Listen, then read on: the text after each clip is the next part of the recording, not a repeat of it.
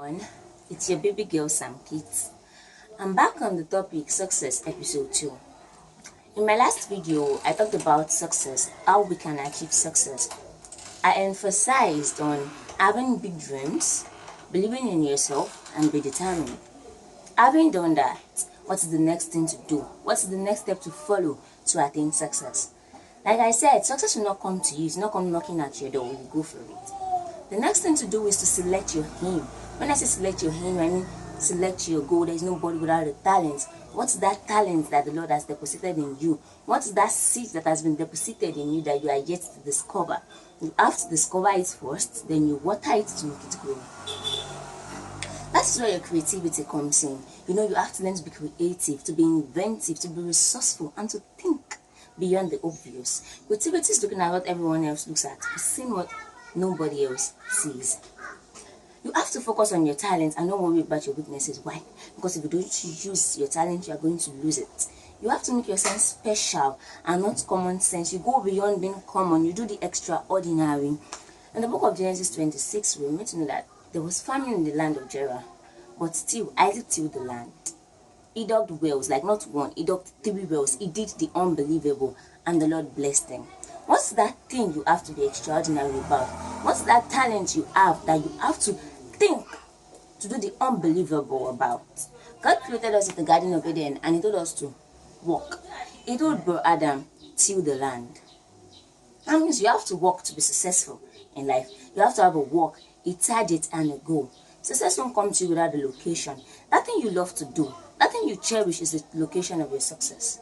Now, in selecting your aim, your goal, I want you to always remember that your goal must be clear. Your goal must be worthwhile. Your goal must include others, most especially. Your goal must be measurable. Your goal must be expandable.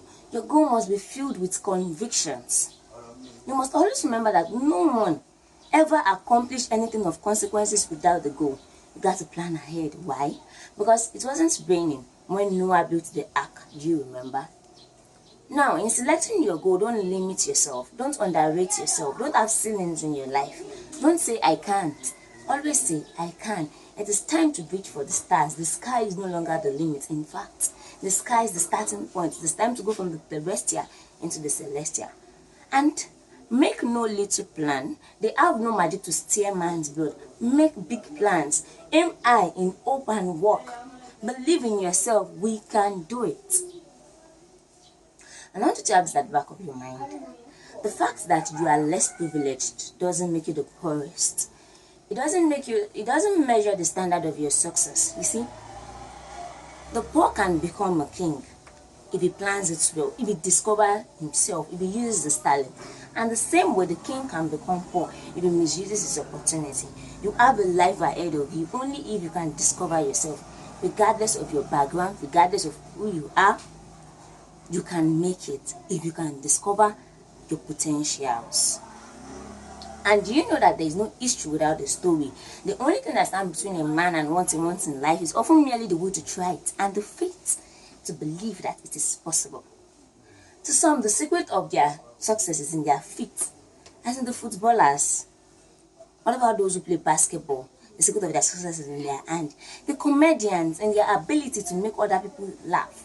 The dancers, the way they move their body. Discover yourself. Discover who you are. And then develop into money. I'm not saying it's going to be all that easy. But still, discover yourself. Education is good. Education is fine. In fact, education is fantastic. But alongside with your education, you have to discover who you are. You have to discover that thing that differentiates you from your friend. You have to discover that thing you are best at. You have to ask yourself, who am I?